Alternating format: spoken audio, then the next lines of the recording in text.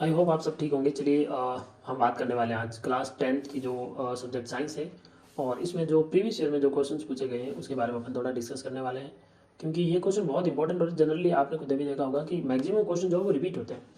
तो इसलिए हम लेके आए सेशन आपके लिए प्रीवियस ईयर का, और यहाँ पर हम आज जो पढ़ने वाले हैं 2024 के जितने भी ओल्ड क्वेश्चन हैं उनके बारे में डिस्कस करने वाले हैं। तो सिंपल सा फर्स्ट क्वेश्चन है कि Fe प्लस H2O, तो Fe3O4 बन रहा है, हाइड्रोजन गैस बन रही है।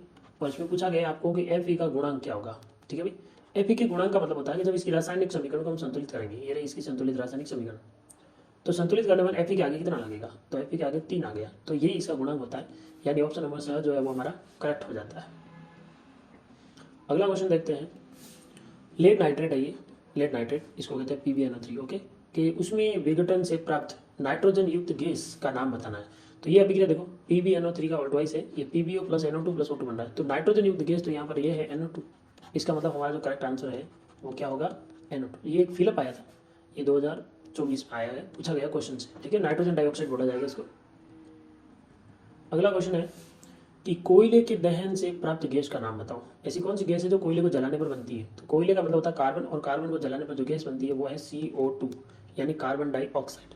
और ये रहा कार्बन डाइऑक्साइड। ठीक है, इसी का सेकंड क्वेश्चन है कि कॉपर सेकेंड ऑक्साइड को अगर हाइड्रोजन के साथ अभिक्रिया कराई जाए तो कॉपर और जल बनता है। तो इसकी आप क्या लिखना है, आपको इसकी रासायनिक समीकरण लिखनी है। तो इसकी रासायनिक समीकरण ये रही, ये देखिए, ये कॉपर ऑक्साइड है, ये इसकी अभिक्रिया जो है हमने किसके साथ करवा दी, इसकी अभिक्रिया हमने हाइड्रोजन गैस के साथ करते, क्या बना, कॉपर और जल बन गया। तो ये समीकरण हो गई। ठीक है, सिंपल सा क्वेश्चन है, कोई बड़ी चीज़ नहीं है इसमें। अगला क्वेश्चन इसी का थर्ड है कि कॉपर ऑक्साइड में अपचयन के प्रदर्शन के लिए व्यवस्थित उपकरण का चित्र बनाओ। ठीक है, तो ये रहा चित्र। ये जो आपको ये दिख रहा है क्या लगेगा, कॉपर चूर्ण। तो इसके अंदर जो भरा हुआ है ये कॉपर चूर्ण है।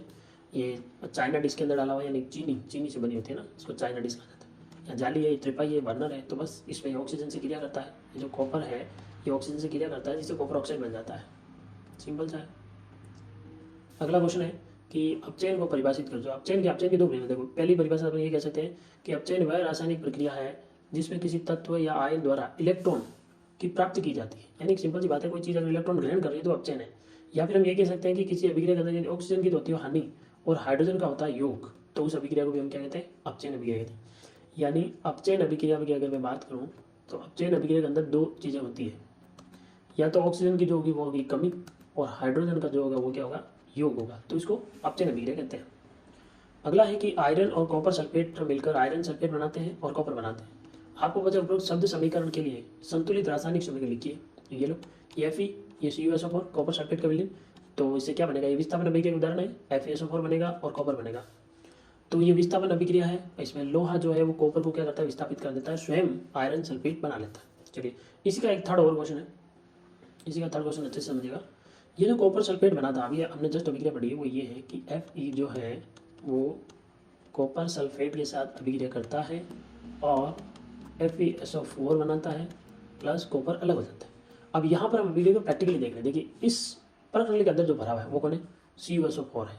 ठीक है, कॉपर सल्फेट है, और हमने यहाँ पर इसके अंदर क्या डाली, कील डाली, और तो कील क्या है, Fe है। तो इन दोनों के बीच अभिक्रिया होगी। अभिक्रिया होने के बाद देखो, कील जो है वो कैसे रंग की होगी, भूरे रंग की होगी। कील जो है वो भूरे रंग की होगी। ठीक है, और ये जो पहले कील थी ये बाद की कील है, ये बाद की बात है। ठीक है, ये पहले की बात। ये तो हुआ कील में बदलाव। विलियन में क्या बदलाव हुआ, देखिए विलियन पहले था नीला, ये नीला विलियन था, लेकिन अब देखो कैसा हो गया, रंगहीन हो गया। ओके, ये मिश्रण V, प्रकरण V की बात हो रही है। तो ये आपको डायग्राम भी पूछा गया था, और ये 2024 में जितने भी 10th क्लास के बोर्ड क्वेश्चन पूछे गए थे ये उनके बारे में हमने देखा है। अब बने रहिए हमारे साथ। इसी के साथ हम क्या करेंगे कि नेक्स्ट क्वेश्चन जो नेक्स्ट ईयर में क्वेश्चन पूछा गया 2025 में, इसके अलावा प्रीवियस ईयर्स में क्वेश्चन पूछे गए इंपॉर्टेंट क्वेश्चन, उनके बारे में डिस्कस करेंगे। तो मिलते हैं कल।